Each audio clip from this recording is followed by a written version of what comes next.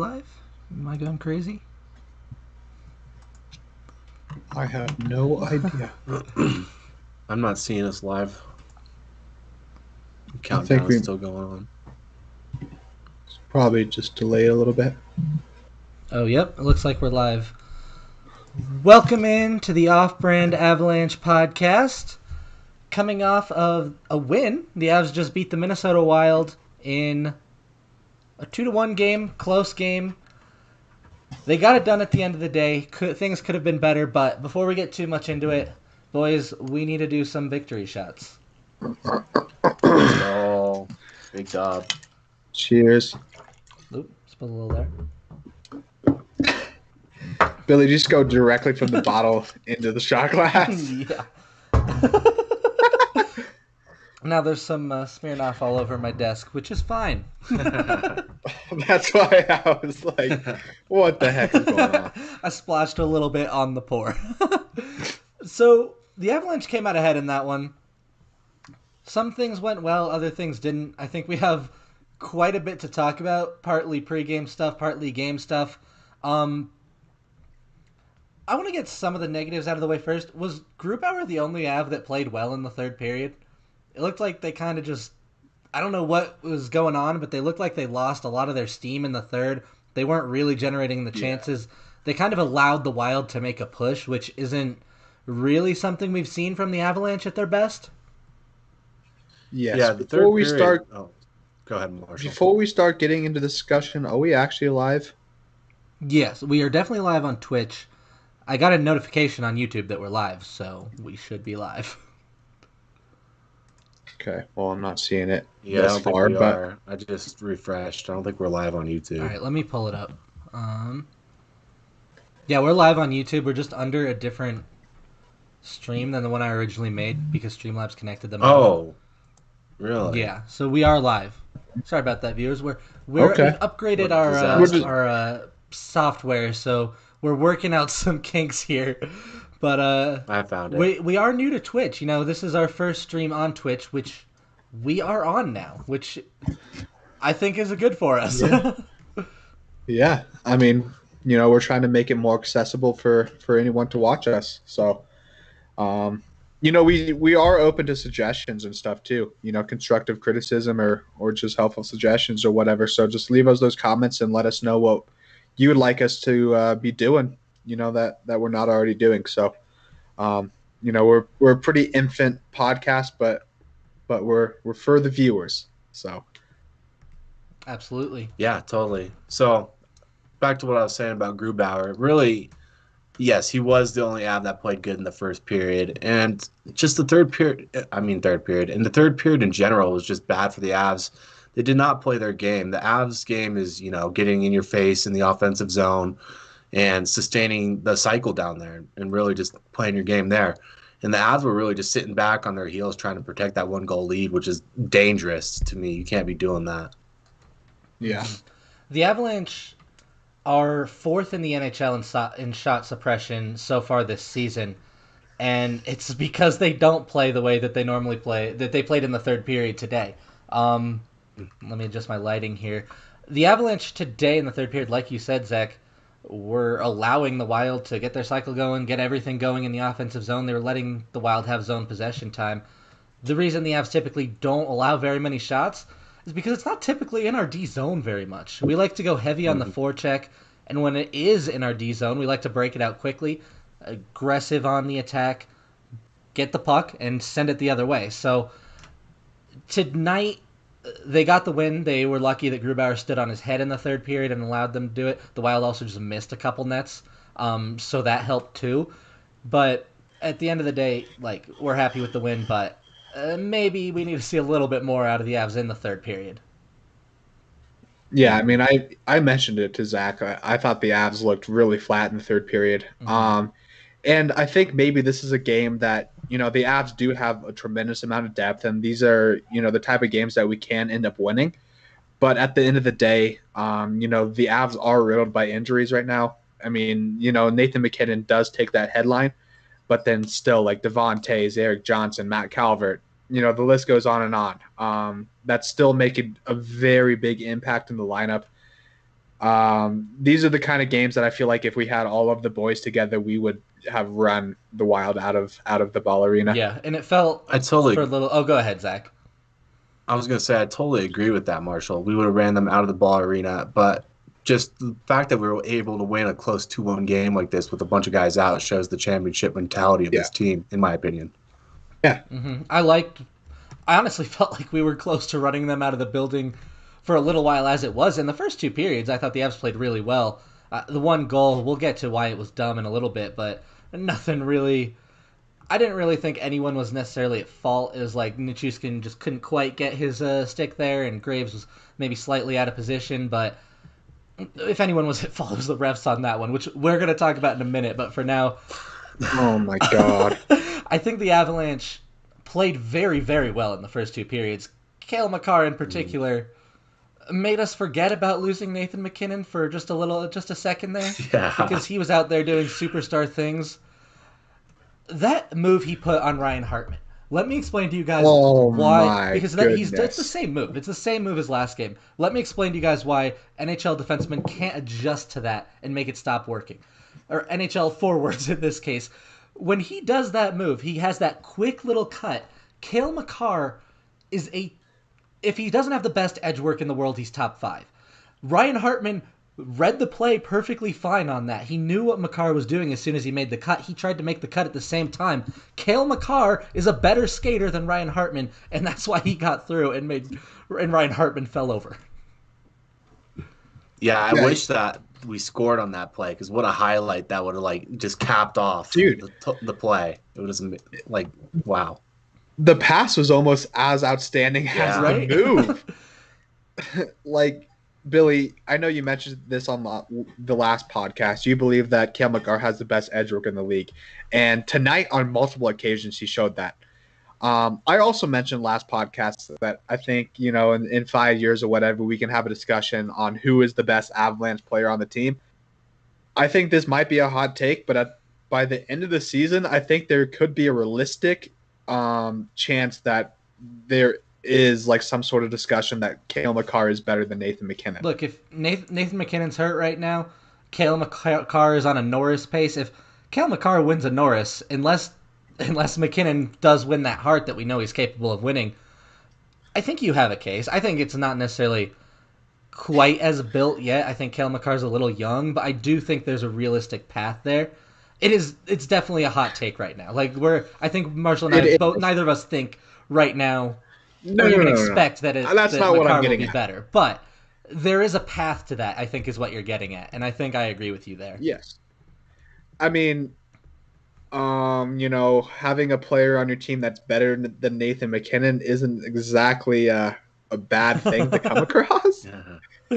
No. So it's not a problem the Avs are necessarily, and even Nathan MacKinnon is necessarily rooting against. So, it's to have two world-class players like this. And Makar, we forget, this is his second NHL season, and he's already doing stuff like this. Lest we forget that, dude, he's doing it on the defensive side of the zone too. He has outstanding offensive capabilities. We saw that the entirety of last season, which is, a majority of the reason that he won the Calder. But he looks like a different animal on the defensive side of the puck. I don't remember a chance or one specific play this season where he got burned. Do you guys? No. I can't think of one, to be honest. No, I can't either. Yeah, Cale Makar, he's been outstanding. Today, even today we saw him in the D zone when he has the puck. He's very good with the escapability, spinning out of hits, spinning out of whatever, or just out-muscling a guy skating around him. He's been incredible in the offensive zone, and it's almost overshadowing how good he is in the defensive zone, which I think is funny because I'm going to say it about Cale Makar. You could say the same thing about Bowen Byram, which if you were watching on altitude, the announcers would not stop talking about. He was also very, very good in the D zone. He was physical, and he was shutting down plays. Oh. Yeah, they were both amazing out there today. There's not really much more you could say about it. We've touched on their defensive ability time and time again, and their offensive capability is it's right up there with the elites in the league as well. So, it's hard to Yeah. add more to that. Yeah, Zach, that's a great point. What I love with Bowen Byram is the way that he's been progressing throughout his rookie season thus far. Like we started out, even in the off season, like, will Bo be part of the team? Will he be part of the taxi squad? Are we going to send him down to the AHL? And then when the season started, it's like, oh yeah, are we going to let him play his 7 games? Really quickly, that narrative has shifted, in which now Bo Byram is, the top pairing defenseman with Cale Makar, and I think as the season progresses, that is going to be the top pairing more nights than not. So it's so exciting to see Bo and Byron like just take these steps night in and night out. Yeah, Also, oh, like go ahead, Zach. going back to World Juniors, if you guys remember, some people were saying there's a couple guys on that Canada team that were going to come in and help their teams make a big difference this year, and those guys were Nick Cousins and not Kel McCarr and Bo Byram, Mm-hmm. and those guys, we've seen it for real. Those guys are for real, NHL players right out of the World Juniors, and maybe we weren't ready for that because we were expecting, not another Cale Makar-esque player, but he's right there too. He's extraordinary. Dylan Cousins has a shot. Like, I didn't realize how good his shot is. That kid can snipe. Yeah. But yeah, Oh, back dude, on that the Byram Cousins. tangent. Like, I think you're right. I still don't think that Bowen Byram is quite on Cale Makar's level. But I think we overcorrected a little bit, saying, all right, we need to temper expectations. Cale Makar was Cale Makar. Not everyone can be Cale Makar. And Bowen Byram, we maybe overcorrected to the point where we're like, well, let's let Bowen Byram be a bottom pairing defenseman. Let him cycle in, play some nights, sit in the press box other nights. Well, Bowen Byram has come in and shown maybe he hasn't had a Cale Makar level impact, but he has had a top 4 defenseman impact and is a perfectly reasonable guy to put on that top pairing.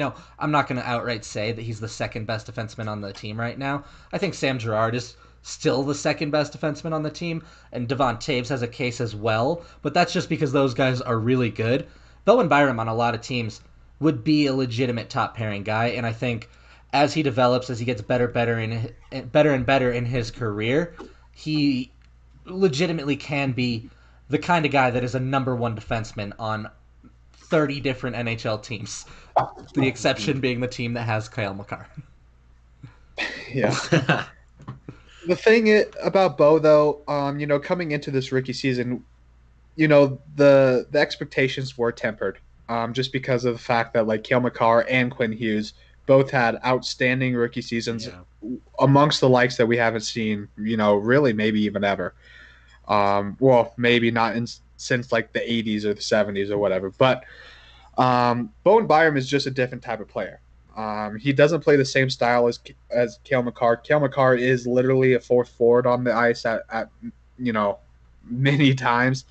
It's not necessarily saying that Bo's offensive capabilities are lacking at any points, but we also have to realize that Cale Makar had an extra year in college. Bowen Byram is still only 19 years old, and the way that he's like out here dominating, full-fledged NHL players like he is, it's pretty outstanding, and the Avalanche decor is set for years to come.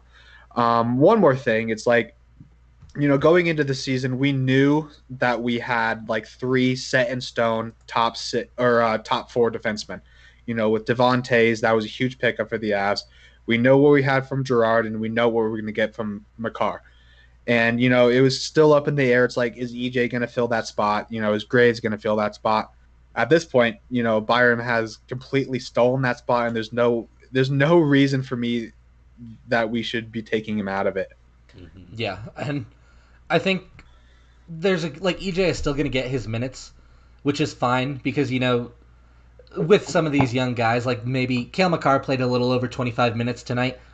We don't necessarily want Cale Makar to play 30 minutes every night, especially in the shortened season. So it's good to have that depth. Eric Johnson is still going to be getting his 18 to 20 minutes a night. And I think Bo Byram will also be getting 18 to 20 minutes a night. And then, you can look at 23 to 25 minutes a night for all of Girard and Taves and Makar. And I think the Avs are really set up to really have they have their top four. They also really have a top five at this point. And you know what? When you have that kind of depth, you love to roll with it.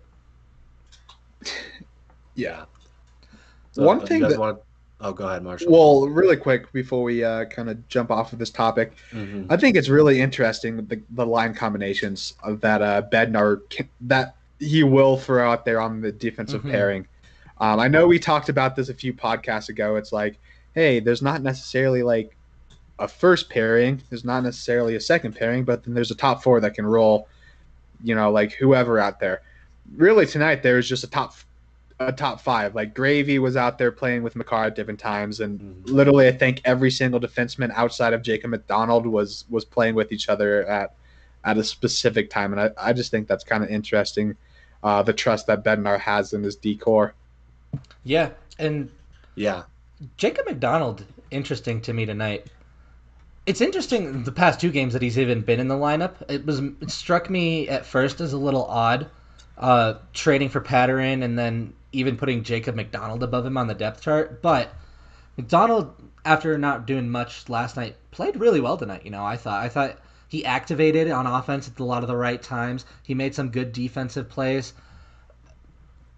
Obviously, he didn't stand out in the way some of the other guys we just talked about did, but Jacob McDonald looked like a guy that can play on an NHL bottom pairing and be just fine. Yeah, and for my money, I'd say he looked better than Patterin out there. Especially on the back end, to me at least. I thought he was Yeah. buzzing around. Well, I just love the versatility that McDonald can bring because he is a forward as well. Like you can play him at the forward position and if you really need to. And there are flashes of him, being that type of offensive defenseman, at specific times. And a stat that was thrown out there that was really interesting to me is that McDonald led the Avs in even strength shots on goal last game. So I thought that was pretty interesting. He's showing his worth and the reason that he should at least be a realistic call up if the Avs really need him. Yeah, in that call up rotation somewhere. Some nights it'll be Pattern, some nights it'll be McDonald, some nights it'll be whoever else when we're healthy because we've got 18 different guys we're trying to squeeze into the lineup. Connor Timmins, another one. So, good to see. We were talking about last pod a little bit that we went from very deep on defense to hey, a couple more injuries and we're not looking so hot. But McDonald just Yeah. one more guy that I think gives us another NHL caliber player that we can bring in if need be. Um, I want to talk about a couple more depth guys because Logan O'Connor got another goal. He didn't necessarily have a great game after that. I think part of that was he just didn't play much, so his one or two bad shifts looked worse than they maybe were. But he's been hot lately. 3 games, 2 goals.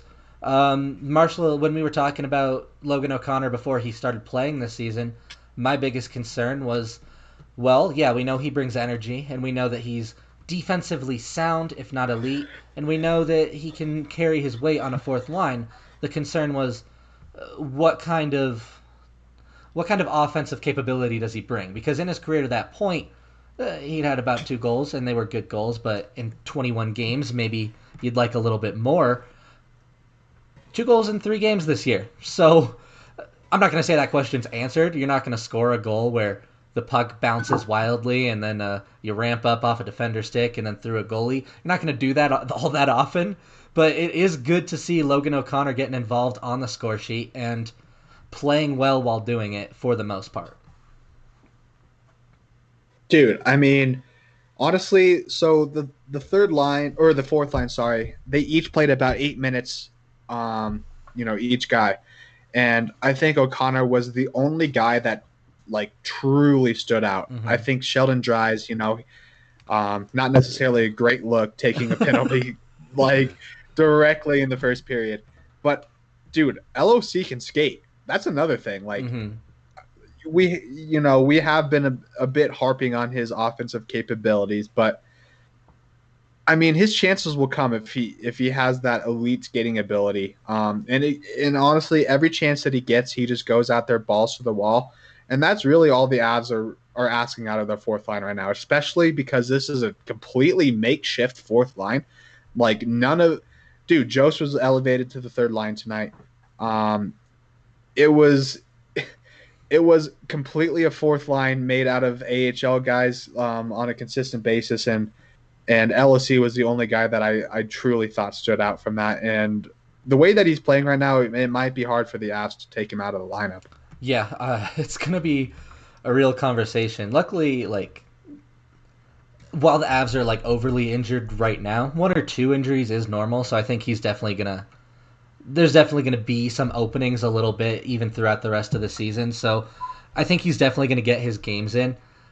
What I love about Logan O'Connor, even if he doesn't necessarily play a ton of games this year, Jim, I am on the exact same page as you saying in the chat. Phil's the void left by Calvert. Right as I was about to say, Matt Calvert has been that guy, the fan favorite grinder in the bottom six, kills some penalties, blocks some shots, plays really, really hard. He's been doing that for the last few years for the Colorado Avalanche. Inevitably, we're gonna lose him in free agency here soon. We've got the perfect replacement right there in Logan O'Connor, which it softens that blow a little bit. Fans are not going to be happy because we are not really going to be able to afford Calvert moving forward, but LOC slides right in there and brings a lot of those same elements that we have loved about Matt Calvert for the last couple of years here. Yeah, I really like that. He's just all over the puck all the time. It doesn't matter where it is in the zone. Doesn't matter if it's in the defensive zone. He's on it. So, yeah, that's a really good role player that you need to win. So, yeah, if you can get him for cheap and he's not going to cost you $2 million like Calvert is, then that's perfect. Yeah. And, Billy, sorry, go ahead. Oh, I was going to move on here, but if you got something to say, go ahead. Oh, well, I was just going to continue the fourth line trend. Okay. Maybe this is a bit of because we had mentioned on last podcast, like if Bowers does not get his shot or even count at this point, then when is that going to come? And sure enough, over the last couple of games, we have not seen, even a minute from both Bowers and Kaut. So, maybe Bednar did make the correct decision because we did squeak out this win. Yeah, it's tough.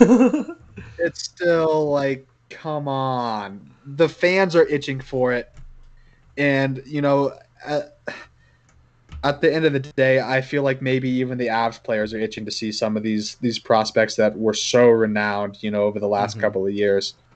I want to say before we're going to go in on the Avs a little bit in a second here, but before I want to defend Sheldon Dries a little bit. He took a little bit of a dumb penalty early in the game. From that point forward, I don't think he was bad. I think he was okay. I think he was a fourth-line player. He looked like a fourth-line player. He filled in just fine. He didn't have a bad game. We're going to go on the Avs a little bit here. I don't want us to come across like we're going in on Sheldon Dries because that's not really what we're doing. Sheldon Dries is who he is, and that's the problem. That's why we're a little bit frustrated with what the Avs are doing here. Shane Bowers should have played tonight. Cap Friendly tweeted out yesterday, by the way, that the Avs had called up Shane Bowers from the taxi squad to the main roster, which I guess they must have sent him back down, or that was an inaccurate report or something. I'm not quite sure what happened there, but regardless, it was... Shane Bowers needed to be playing in this game. I want to defend Bednar. They did win the game, so... We're not going to be as hard on him as we would have been if they lost, but Sheldon Dries played 8 minutes tonight. Why can't Shane Bowers play 8 minutes? This is a guy that was drafted in 2017. He is NHL ready. He is ready to play in the NHL today. Maybe he makes a dumb rookie mistake and he costs you a shot on net. Maybe worst case scenario, he costs you a goal. But Sheldon Dries is still Sheldon Dries. Sheldon Dries didn't do anything on offense. He wasn't expected to do anything on offense. Yes, there's a little bit of comfort in we know who Sheldon Dries is, and we know what he's going to bring almost every night. And we don't have that same level of comfort with Shane Bowers. However, the upside with Shane Bowers is a magnitudes greater than the upside with Sheldon Dries. We don't know. We could drop in Sheldon Dries today, and he could exceed all our expectations, just like Cale Makar did, just like Bowen Byram did. And I'm not going to quite compare him to those guys on a skill level type thing. Martin Kaut, another one. We dropped him into the lineup, and guess what? He energized the lineup. He started driving play. He started putting in points on the board. You're not going to get that out of Sheldon Dries. You might get that out of Shane Bowers, and right now, we really need that because Nathan McKinnon's out of the lineup. We're getting a little bit of secondary scoring, and we have good depth, so we're going to get some, but we need every little scrap of upside we can get, and Sheldon Dries is not that upside. Yeah, and you hear about how good of a camp these guys have year after year, and you're like, okay, this is the year we're going to see them. And to your point, he must just like the older veteran guys. He's not really wanting to take a risk. So. And it's just like, yeah, that's some old school coaching. And you said it, Billy, like Bauer's potential is way higher than what Sheldon Dries is. It's just ridiculous that he's not playing. It's time for a trade. If we're not going to play him, seriously, I agree with you. right? I mean, I'm sorry. It's time for a trade. It's really time to put him in. But if you are not going to put him in, Marshall, you're right. It's time to trade him. I mean, dude, Zach, like you said, like harping on the point that I've made time and time again. He's done everything that the Avalanche have asked for him. He's performed at the AHL level, not only doing what he was such a highly touted prospect, playing that two-way defensive style of game, but he has put up points. Every single freaking training camp, he comes out, plays his ball to the wall, and then, even the Avalanche players have said it. This is a guy that, we can see a future with. And the fact that, these guys are, specifically on the forward side are dropping like flies at this point, and you consistently, you're like, oh, yeah, we're going to put in Kiva Sherwood, we're going to put in Sheldon Dries, and not give one of the other two, highly touted prospects like Kaut or Bowers an opportunity to play those 8 minutes. It's ridiculous, dude. And they're only going to start losing more and more value as the time progresses. Yeah. I don't know if did Shane Bowers run over Joe Sakic's dog? Did he piss him off or something? I don't know what happened. He seems ready to go. Every report is he's ready to go. We've watched him in the AHL. We know he's ready to go. For whatever reason, I don't know if it's Bednar's decision.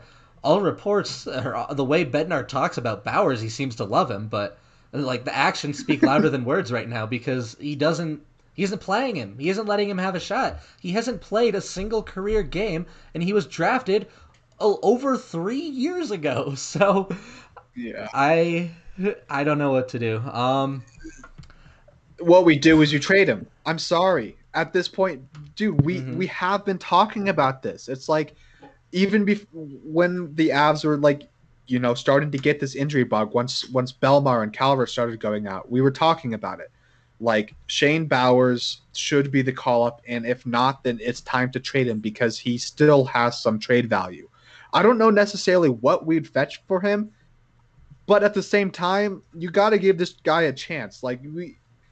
For his own sake, he has to at least have a chance to make an NHL roster if this is the way that the Avalanche are going to be treating and managing him. So, for his own sake, I think it's best that we give him an opportunity on some team, man, because we don't even know if he's an NHL caliber player. We don't know that. He doesn't know that. No organization knows that. Yep, but some organization has to take the chance to find out. And I don't want the Avs to trade Shane Bowers. And I think, Marshall, you're on the same page on this too. We don't want them to trade Shane Bowers. We want them to play Shane Bowers. But since they've made it abundantly clear that that's not what they want to do, if that's really how low they are on Shane Bowers, that they're just not going to play him, trade him to a team that will, because he still does have value. He's a first round prospect, a guy that most people around the league believe is a future 3C.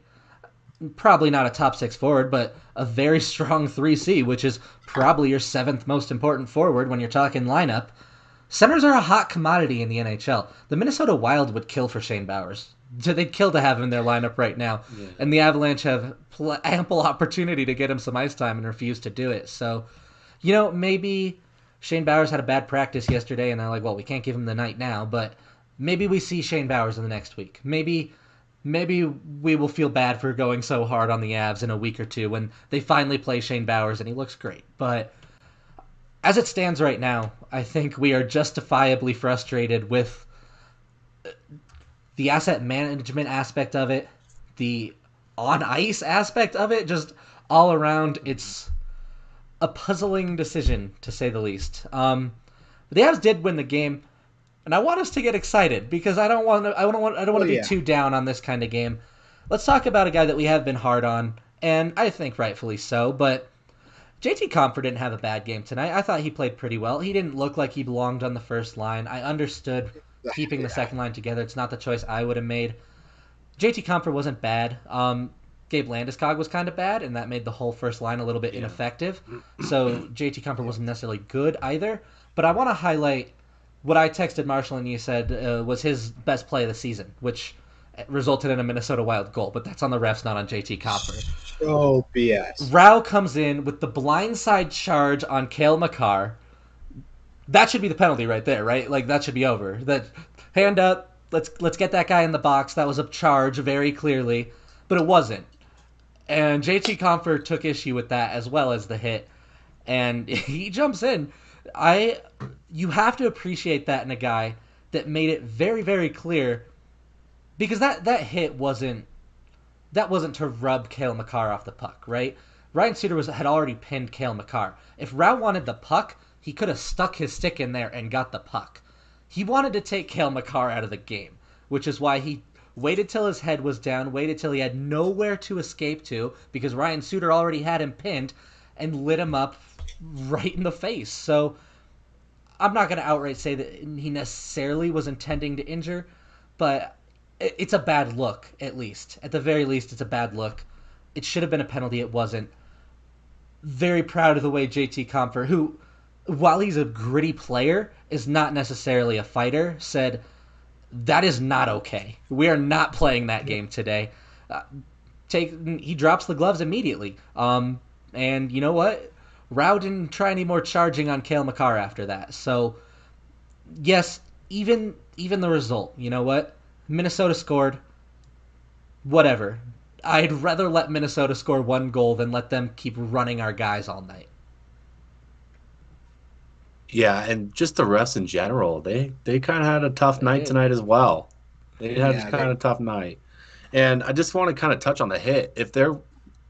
I don't really have a problem with the hit itself. The part I have a problem with is the strides he takes to get to Mhm. Cale Makar. If he skates into that area and he makes that same exact hit, no problem. I don't care that Suter's already there pinning him. That's a fine hit to me. The fact that he takes, a good 3 strides to absolutely light up Cale Makar is what the issue is there. And that's what I think really was the problem why JT Compher came over and, did what he did. And that's why the ref should have called it, is for the charge, not really the hit or Mhm. maybe a potential elbow or anything like that, boarding. I don't think it was any of Yeah, that. I think you're right there. He did catch Makar in the chin a little bit, but he clearly led with the shoulder into the chest. So the end I result of the mean, hit was clean. It was the charge. Go ahead, Marshall. my main problem was with the whole situation is that JT Compher got an Mhm. instigating penalty Yes, in that's which Wood stood straight up, looked at JT Compher, and dropped his gloves. Where's the instigation from JT Compher there? My thought Like, process is dude, it was when he pulled him back, which okay, but that's JT really Compher soft. Comfort did come in a little bit hot Hmm. coming after Wood, but that's what happens after, Yeah. dude. Like as much as player safety is important, we all agree with that, and we want to keep the NHL as safe as possible, and we want the NHL stars that we root for, to be healthy. But there is an element in which players need to stand up for their boys. And hockey is such a tight game, like a tight knit community, especially with teams that you're grinding out the entire regular season, in the entire season really for. And I did love what JT Compher did. I don't love that the NHL is going into this type of like, hey, we need to completely like get rid of fighting. Some dude needs to go to the box because he was the instigator there. because that's not necessarily going to make like the league that much safer. It's just going to make players like feel more comfortable headhunting someone, and that's kind of the stance that I take on that whole situation. So I don't Yeah, know. I agree with you, and I think you're right. Like the effect of the fight was that the Minnesota Wild, while they continued to be a little bit of a dirty team, which they are always, they didn't continue to charge our guys. JT Compher's fight was effective. He accomplished his goal. So you like that. And the instigator penalty is dumb, not only because it was a soft call to begin with. I get that you could maybe make a case that he pulled him down, he kind of pulled him over and ran him a little bit just to start the fight, but it was a lot less blatant than the charge that came right before it, and at that point your instigator case dies. To be honest, I love I love the point that Jim just brought up. The refs also tripped up Miko. I think the refs were all over the They place. were. They were playing defense for the Wild all night. Yeah, I noticed it a couple times because they rubbed a G off the puck a little bit too. Sam Girard coming around the boards got caught by a ref and lost the puck. Luckily, he had 9 hours with no one in front of him, so he just picked it back up and went. But the refs were in the way a couple of times. They also missed about Yeah. 18 tripping calls on the Wild in the second and third period. Yeah, refs had a tough game, no doubt. Yeah. I mean, dude, there were a couple of like completely obvious calls. I mean, the Rantanen one could be disputed, but some of the other ones is just like, come on, boys, what's going on here? You're gonna call Comfort for an instigation, and then all of a sudden, like, not call these type of penalties. Yeah. So yeah, not a great night for the refs, but the Avs did persevere. One thing that I wanted to touch on is we were talking about the level of hockey team that the Avs are going to be without McKinnon. Um, and to be honest, I think that the Avs played a good game tonight. First game without McKinnon, their absolute superstar. I think what's completely hurting them at this point is just the lack of everyone else, like Devon Tays and Eric Johnson specifically on the defensive side of the puck. Just think about how dynamic this team would be with Tays and Johnson being healthy, especially with the emergence of Bo Byram. Cale Makar is taking his game to a next level, and even Girard. With Tays and Johnson, back in the swing of things and inserting them back into the defensive, into the D-core, that defense is completely elite. Mm-hmm. Yeah, and I mean, the case that we made before the season was that while the defense had elite depth, you didn't necessarily have that number one guy because Cale Makar was a very promising prospect and had been playing like a very good defenseman, but he wasn't playing the minutes of a true number one, and he wasn't quite there that you could call him in the elite class of defensemen. He's been that this year. Like I said, over 25 minutes tonight. Maybe he's not playing Ryan Suter minutes, but he's playing number one defenseman minutes. And as of right now, which we've said 3 pods in a row, and we're going to continue to put the asterisk in, it's still early in the season. So there's no true Norris frontrunner. But right now, Cale Makar is the Norris frontrunner. He has been the best defenseman. Not only does he lead the NHL in points among defensemen right now, he's been the best defenseman in the defensive zone when you look at the underlying numbers, which absolutely incredible. I don't think there's much of a case for anyone outside of Cale Makar right now. Right, especially when he's playing so well defensively. As we've seen in the past, sometimes the Norris can be, a scoring trophy for defensemen, and it doesn't have to. It can be both this year. Makar can score outrageous amount of points and be the best defenseman. It's crazy. Yeah, I completely agree. Makar has been on another level, and kind of the point that I was getting at is, it hurts to lose McKinnon, but it hurts more to lose like consistent, like starting players, and so I think that's what we're starting to see a little bit. Yeah, and totally, Marshall. To that point, losing McKinnon by itself is not like affecting the elite level of the Avalanche, but when you start losing 3-4 regulars, then that's when you got to start, coming into your depth and see how tough you really are. And a game like this shows you how tough the Avs are, in my opinion. I want to make the comparison to your point, Marshall, to the Edmonton Oilers. There's a reason they're not a very good hockey team because they have McDavid, so they also have Draisaitl too. So it's not like they're lacking in that superstar talent. But right now, if you traded McDavid for 5 legitimate NHL players, a top 4D, and a couple of middle 6 forwards, the Edmonton Oilers would be a better team because there are 20 guys that dress every night, and 2 of them aren't really going to get it done, which is why no matter how good McKinnon is or no matter how good McDavid is, you need that depth. And you need your secondary scorers. You need your secondary players. And Zach, to your point, the Avs showed tonight that they're a tough team and they've got all kinds of depth because they are missing half their secondary scorers and they're missing their primary scorer, but they're still winning hockey games. They're still competing with Minnesota, who I think all 3 of us have said we think is a playoff team this year. Mm-hmm. Yeah. Yeah, there's no question that Minnesota is the 4th best team in this division to me. There is a case to be made about, Anaheim from what we've seen, just because of the John Gibson factor. The Avs winning this game is pretty exciting, to be honest, but we can't go an entire season, missing half of our lineup again. This is kind of starting to become a trend over the last couple of seasons.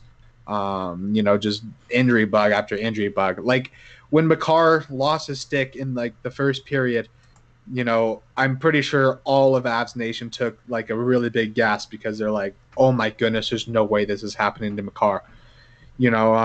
Turns out he took a little bit of slash in the hand. Maybe he got a bit of a bruise, but his stick was also broken. I think that's the main reason that he went to the bench. But there is something to be said about any time one of the boys, takes an awkward fall, takes an awkward, hack or an awkward hit, all of Avs Nation really is on their toes at that point, and that's not what we need, moving forward through this season.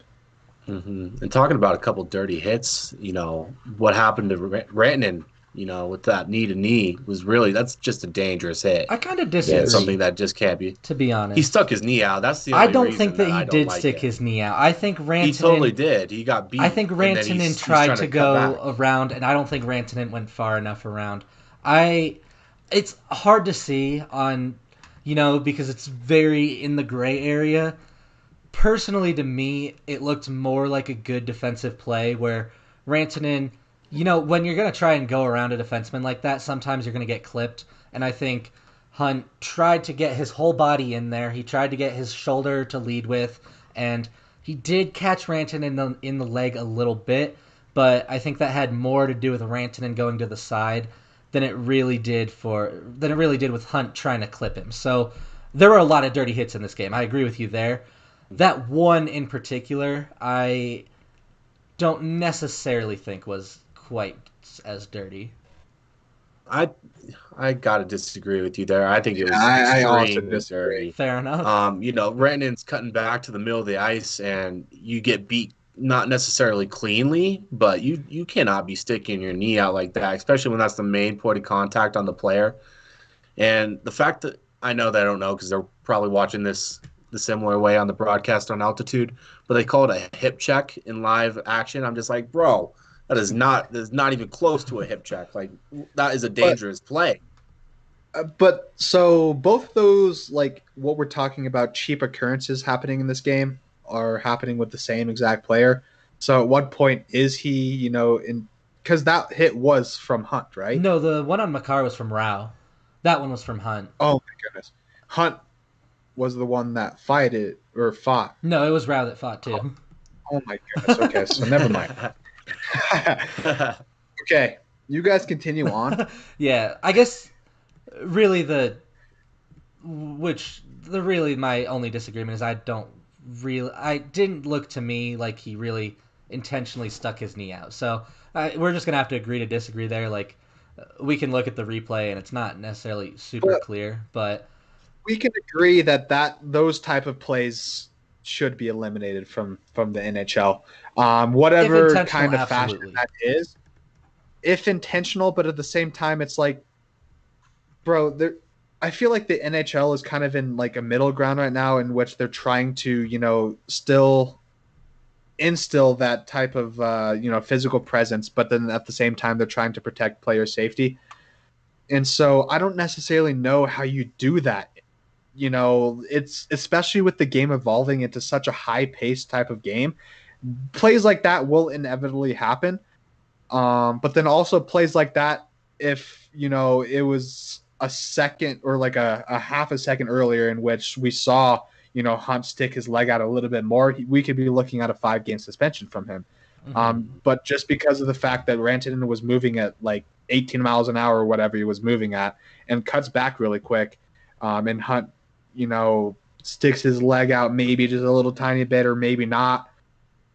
There's such a silver lining with all these suspensions that are going on, and all that's happening, and so I agree. My last point to that hit is, in my opinion, if Rantanen gets hurt on that play, there's definitely a suspension handed down from the league, and that's all I got to say on that. Probably, to be honest, which yeah. is So another that's discussion in my itself. But I like that the league is trying to make progress in the right direction.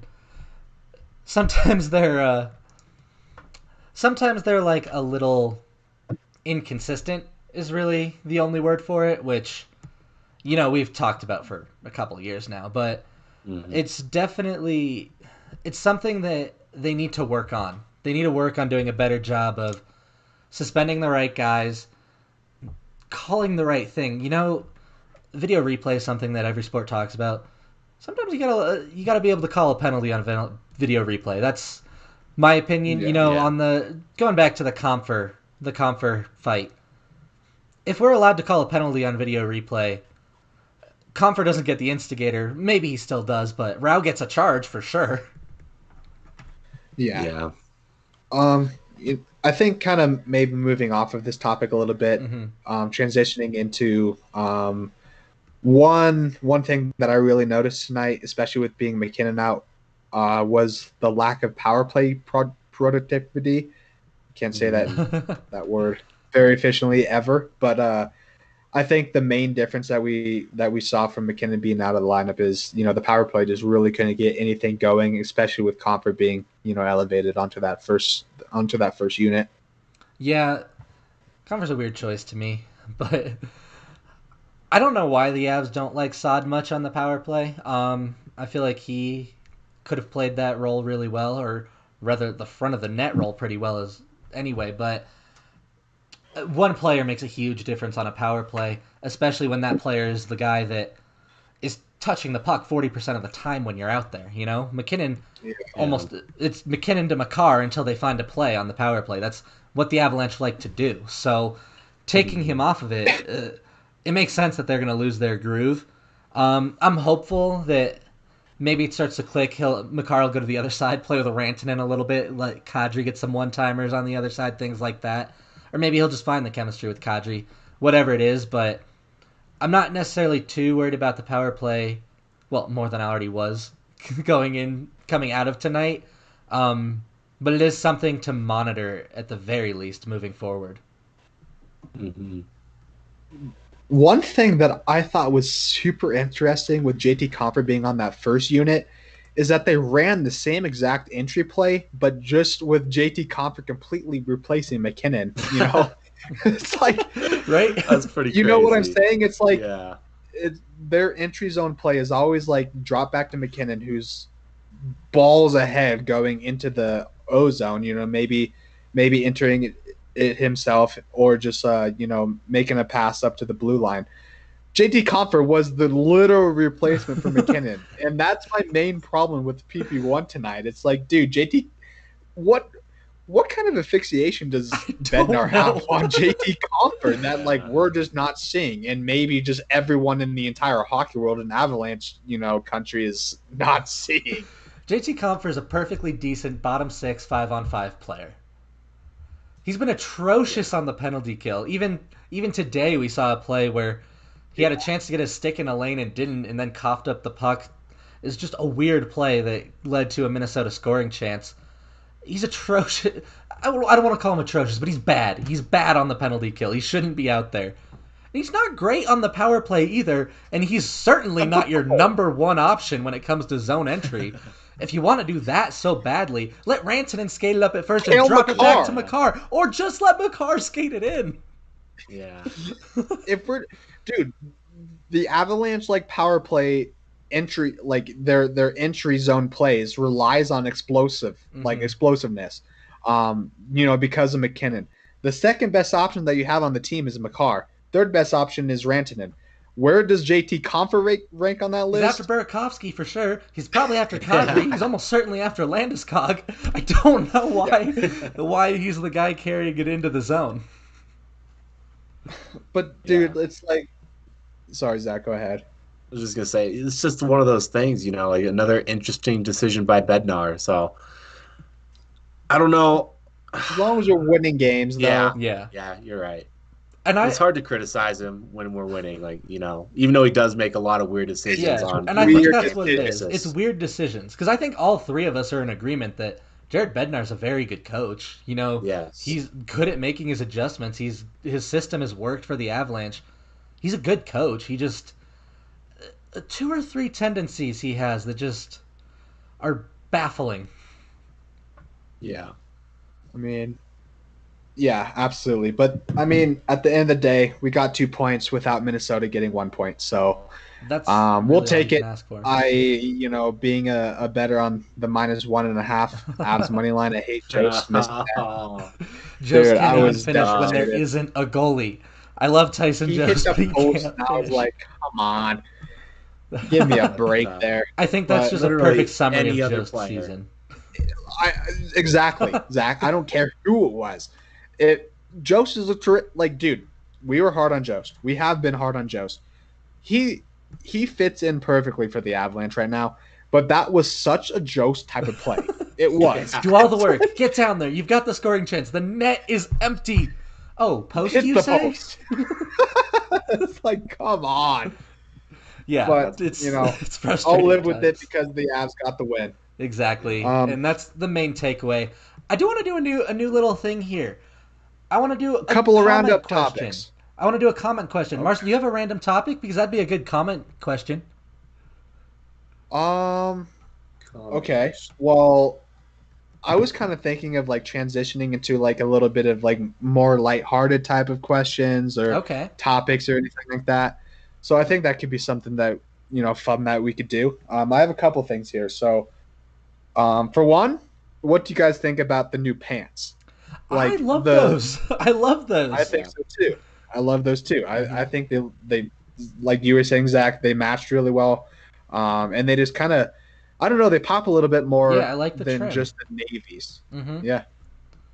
Mm-hmm. They definitely take the steeziness level up a notch.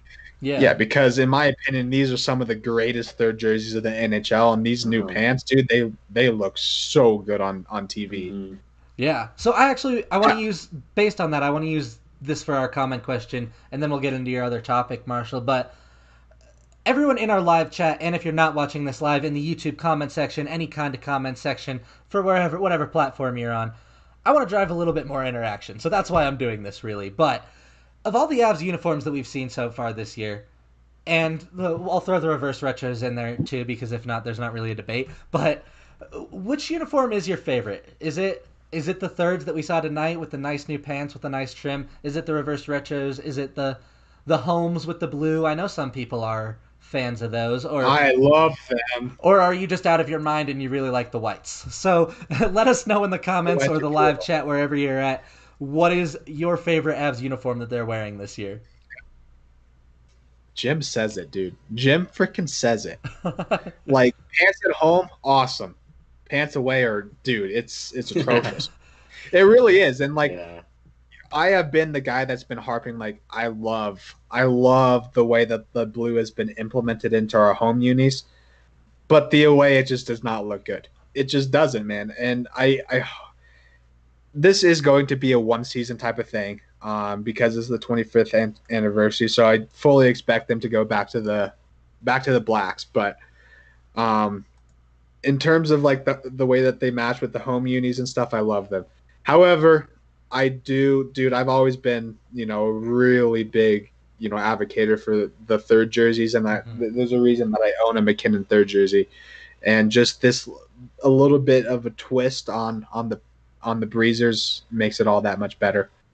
Yeah, I don't know, that white just adds that little bit of extra pop, and like I'd seen it in a little bit of the sorry, I lost my train of thought. In the NHL games, we've gotten to see kind of the concepts and what they look like, but seeing it in person on the ice, it just looks a lot better. So I certainly was very happy with that, which, you know what? There's a lot of good things going on with the Avs right now, and I'm glad that the jerseys are good too. Yeah, that's true. Yeah, the thirds are definitely up there, but I gotta say my favorite jerseys are just our original home jersey. Honestly, Yeah? I think that's our best jersey. Like the whole uniform, though. Like Yeah, that's you, the you whole have uni. you both have not liked. I'm the not blue. a fan of the blue. I don't know. I don't like the I blue like, breezers. dude, the blue at home, dude. I like that a lot. I can agree with you guys that the blue away looks rookie. It looks rookie-ish. Yeah. But dude, without blues the at design home, like I think that it's going to be a bit of a game changer. I love the way those look. Billy, I don't know necessarily how you can throw in the retros because we haven't seen But them we on the know what ice they yet. look like, and I think they're But going to be my we favorite. don't know.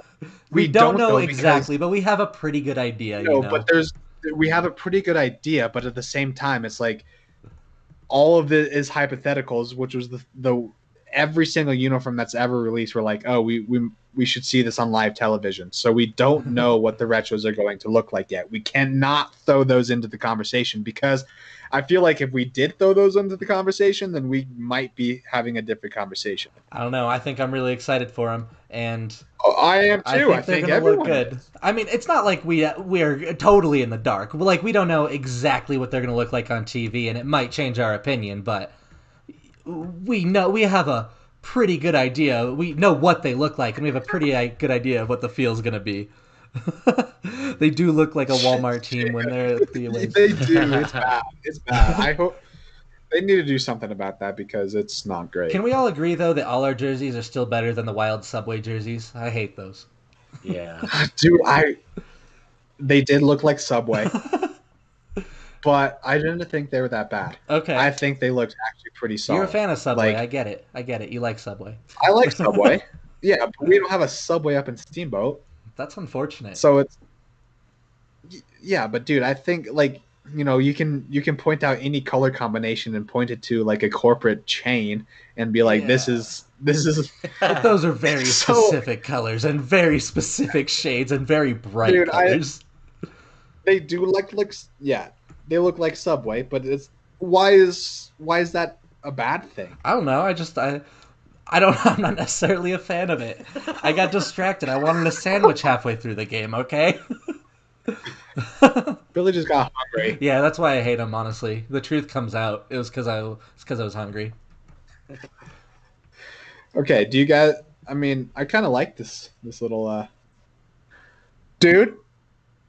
This is exactly what I was going to bring up, Avatar. We have to talk about I literally had this up in my notes.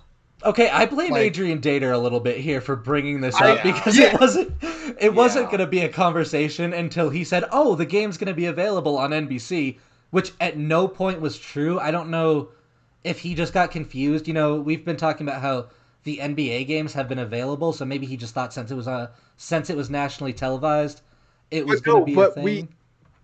We've been on NBCSN before. I know, and it switched to Meekum Auto Auctions for us. Yeah. And so I don't know where Dater was getting this information. I think he just got confused, honestly.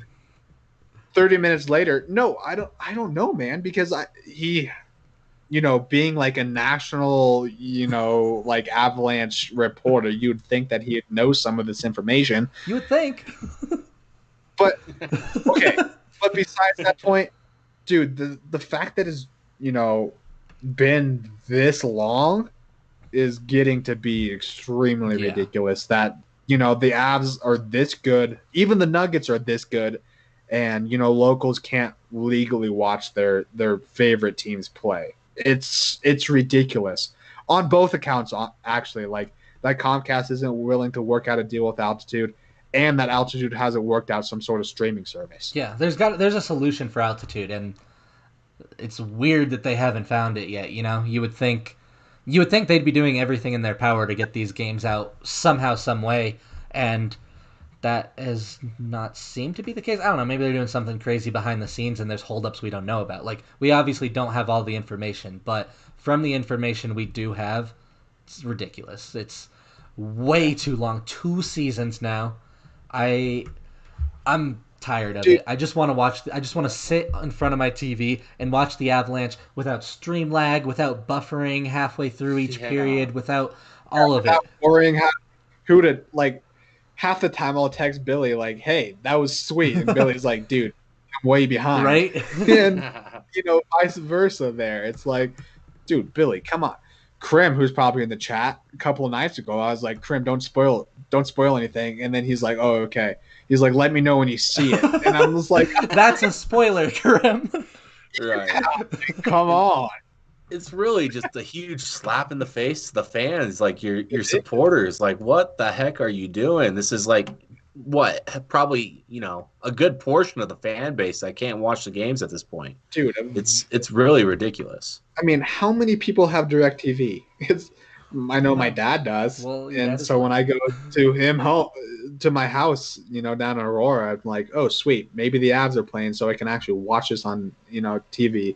It's drug on too long. Get rid of your like billionaire corporate biases and get a deal done, dude, because there's a starving fan base out there that wants to watch games legally and, not having to deal with like stream buffers and all that, like you said. Yeah, it's a little bit crazy at this point. I do want to end the stream on a good note.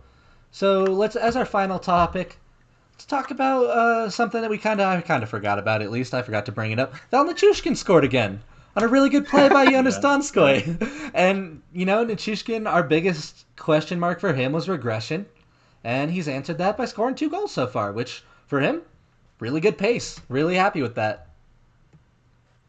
Mm-hmm. Yeah, I can't say too much. Like, really, the bottom got it done today. The bottom 9, they just they really stepped up without McKinnon there, and with Landeskog playing a bad game for the most part, they brought it for the Avalanche. Third and fourth line got our goals. Yeah. This is exactly kind of what we've been expecting from Val Nichushkin.